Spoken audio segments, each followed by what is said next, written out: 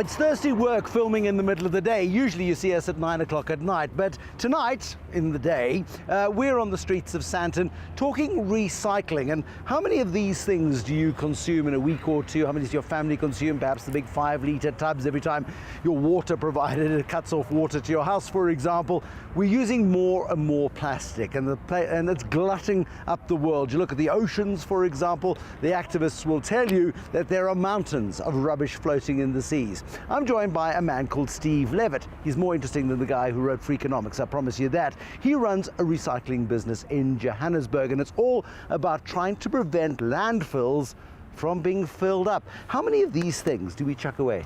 Heaven knows. We'll work out through our household. But Bruce, the fascinating thing is, I'm doing this because we have a business that consumes polymers. We manufacture packaging. We can never get enough of it, and we have to pay full price for it. So it was a natural extension for us to start looking around. And from my running days, I would run through the streets of Johannesburg. I'm sure you can identify with them. Well, I've heard of runners. You have heard of runners. Lights out all the way, dark at 5:30 on a winter's morning, and suddenly there would be a huge noise coming down the road. You'd look behind, you can see nothing, perhaps an aircraft's busy crashing, and one of these collectors will be sitting on the top of his trolley and having greatest fun going to the bottom of a hill. I'll see if I can grab one just now, but one of these guys just now, because these guys go around suburban streets, they operate these low bed trolleys. There's a sponsorship program underway that have provided some of these trolleys as well, and they go through our rubbish bins in suburban South Africa and take out not only this stuff, but maybe if you could ever break a Fisher-Price toy, a broken kid's Fisher-Price toy, and all of the recyclable stuff. I suppose it goes to aluminium, it goes to paper, and ultimately to polymers as well. Spot on. All of that gets collected, and if you get up early enough on your pick-it-up day, you'll find that they will come there first. They'll quietly go through the rubbish. How has that evolved, though? Because ask them. They've just evolved, and we don't look after them. And we ask them where they sleep. You'll find that they sleep on the roads, under bridges. They don't have a personality. We ignore them. We get upset. We hoot at them as we drive past. But these are guys who are crucial to the recycling supply chain, because we're particularly bad in South Africa, maybe deliberately because we're creating opportunities, but I doubt that. We're just bad at recycling. Funnily enough, we're not so bad in recycling our plastics, as it turns out. And the reason is we have a unique opportunity. These chaps are prepared to work, which the Europeans aren't prepared to work for, and the Americans aren't prepared to work. They're prepared to work for the equivalent of a day's collection, which they convert into cash at the end of the day through a collection centre. And if you compare what they have collected, if they work 9 hours, if they work hard, it's very much on par with what industry pays for an unskilled labourer per hour. Okay, I want to talk, you're interesting and all that sort of stuff. I wonder if my producer can nail, there's a guy coming down the road now. Let's see if we can grab him. I actually recognize this guy. He's from Lesotho. His name's Moketi. I've seen him around the streets before. Moketi, Emma, ke batla bua le wena. Look one. Ke batla bua le wena. Dumela, okay. Jwale Moketi, o tswa ka nako mang? Ke tswa ka 7 o'clock. Ka 7 o'clock? Jwale o tsamaya ka haela batho. You fumane kaofela dintho tse e bokae ka mo? Ke 150 ka mo. So kaofela dintho tse pampiri le plastic ke 150. 150 kaofela tsona. E nka letsatsi nngwe o etsa di bokae? Ka letsatsi ke na le ho etsa 150, ke na le ho etsa 200. Okay. Ke thabile o bona. Le nna ke thabela ho bona. O tlo tsamaya, ke batla o bontsha ha o tsamaya ka tseleng ka motokare ya hao. Thank you. So Moketi's on his way. Basically what he said to me, he goes to bed at 8 o'clock at night, he gets up at 7 o'clock in the morning, is crucial to the recycling process. That trolley is worth about 150 to 200 rand, depending on what he gets into it on a daily basis. He might do 2 loads a day.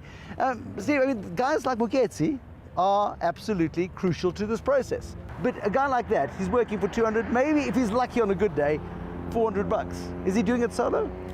No. He is likely to have, we would see them as people who sleep in the parks, homeless people. He will have them collecting packets of of rubbish from the bins, and he will have an arrangement with them where he'll come along with their packet, they'll put it onto his trolley. That's how his trolley fills up. When he gets to the other side, to the depot, he will offload it, and he will make certain that he accounts to that homeless man for what was placed on for his contribution. Yeah. So it's a fantastic. There's an ecosystem going on here that we're completely oblivious to. Correct. Okay, now you said it at the receiving end. How do I know that you're giving him a fair price He knows. for a day's labour? He knows. How much choice does he have in terms of who he takes his plastic Let to? me go to the end. Okay. The price is set by a sacel, and that would be for a virgin polymer. And let's say in South Africa it's 16 or 17 rand today. It'll be about $1.25 in the United States, about €1 in Europe, and that is the commodity price. So you work backwards from that. To sell recycled, you have to come in, let's say, 25% lower than the cost of virgin. That makes sense. The manufacturer blends a combination of virgin together with recycled at the lower price. Then you have to work out your cost of actual pelletizing. And that's the cost of labor, it's the cost of the rent, it's the cost of transport, the cost of electricity, which is big. What's left is enough for a sorter, who would typically get paid by the kilogram. And then you'll come down to a price of R2.50, R3.50, and for the best price, he had a lot of that in his trolley. What did he have? What did he have that was white good? foam. You would call it, we call it aerothin, you might call it packaging, you might call it bubble wrap. That we would happily pay R4 for. And we would add all those other costs on, and we would convert it, we would sell it at a margin to an industrialist who would blend it with the virgin. So the price is set, you might say, by the price of the virgin commodity. And probably the greatest public service that these guys are doing is they're keeping this stuff out of the landfills. Because I can only imagine how big the landfills would be, because they're already taking up hectares and hectares of space in urban areas, if we weren't removing this stuff from the chain. Interestingly, plastic doesn't appear to form a large component of the landfills. Construction materials do. That having been said, they manufacture, they collect, they provide the manufacturing opportunity, but they are unique. No one else does it. And it's a blimmin' hard life, that's why. Well, that's where I come in. Yeah. What we're trying to do at Polymer Waste, we're trying to open these depots in suburbs. We need our schools to have a small collection centre. We would equip it with a baling machine. We would equip it with people who sort it. Instead of them spending perhaps a quarter of their day walking up and along to Louis-Botha Avenue, or into Doornfontein, or if they go up Jan Smuts, they'll go into Newtown. They could spend so long walking about 9 kilometers each trip. Instead of doing that, it's not very efficient. The centres closer to where they operate. So instead of 2 trips a day, you can get in 3, maybe 4 trips a day, and incomes can rise on that sort of basis, on a volume basis. Yeah. How established are we in terms of recycling in South Africa? Because you take this, eventually this will end up in a pellet form that will probably be sent back to Nestle, whoever makes their bottles, and get reformed into yet another one. We've got good statistics. We manufacture about 1.4 million tons a year. Of PETs? Of all the plastics. Oh, okay. Insignificant in world terms. I think world terms are about 280, 300 million tons. But as far as South Africa is concerned, on the continent, 1.4 million out of 2 million, and that includes the Middle East. So we're pretty significant here in terms of our contribution to manufacturing. Now some of that would be for agriculture. Agricultural farmers would lay large pipes and they would stay there maybe for 50 years. It's an infrastructure investment. So you've got to make some kind of adjustment for what we make to the tonnage which is consumed as a durable. We think it's about I'm just watching Moketi take his chances in the traffic, but he's a real pro.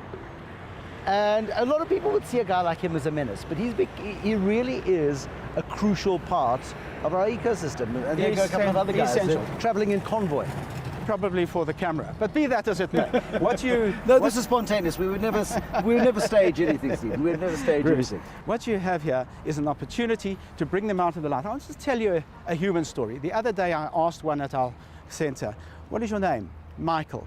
"Where do you come from?" "Bulawayo." "Oh, are you a Matabele?" a smile broke out on his face. I was probably the first person who had asked him anything about him.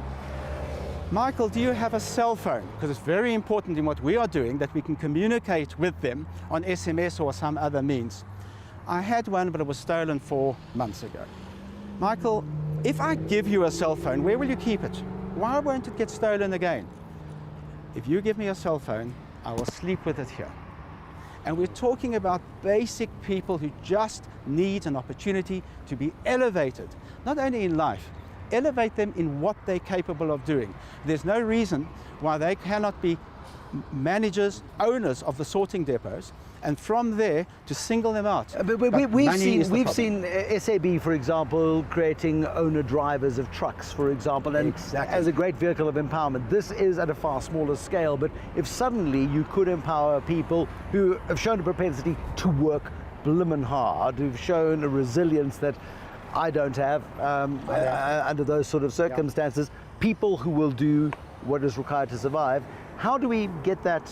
How do we get that? How do we get it started? Well, it started already. But is there an industry association that can help? There's a hard-working Plastics SA Association. There's Polyco. Everyone is trying to do this. It needs the support of the housewives. The children in the household will tell you what you should be doing with your Absolutely. waste. But we don't do it. We have to sort it. We have to make certain that we have a relationship with a collection depot or with one of the collectors themselves. And on a certain day, they'll come to your home. And instead of them rummaging through the dustbins, let them collect it. We can do the job for them. And I'm talking about anything that you touch during the day. Your dry cleaning bag, a beautiful white, low-density polyethylene. You're talking about a sandwich that you might buy at the restaurant here and open it up and toss it away. In Europe, they advertise plastic equals money, and we don't do that here. So waste should be recovered, and there's your ideal opportunity. The domestic house owner should be depositing this, making their job easier, and there'll be all the more for them and others. There are 35,000 estimated to be working in plastics alone. There's, by some accounts, between 70,000 and 100,000 of these collectors collecting all of the other things that are in the dustbins. So, based on the fact that we are 25 or 30% of a collection factor compared to what we produce, we have a long way to go. And imagine if we can employ 100,000 of these, or 150,000. But you've opened my eyes, and one thing I like about my job best is that I learn stuff every day. Steven Levitt, thank you so much. Steven Levitt is in the recycling trade, but there is something else going on in the recycling trade as well. There's an ecosystem that you, until you started watching this, knew nothing about. I certainly didn't know anything about it. Guys like Moketi, who are surviving from hand to mouth on a daily basis, could be doing so much better if we, and I put myself in that category as well, were just a little bit more thoughtful about what we did with this and the other stuff we throw out on a weekly basis. Can you make their lives easier? Get them doing not 1 trip a day, but 2, maybe 3 trips a day. You can make a difference in the life of Moketi and 35,000 other people as well. That's been Tonight with Bruce Whitfield. Thank you so much for watching. Thank you to Steven Levitt as well. Good night and goodbye.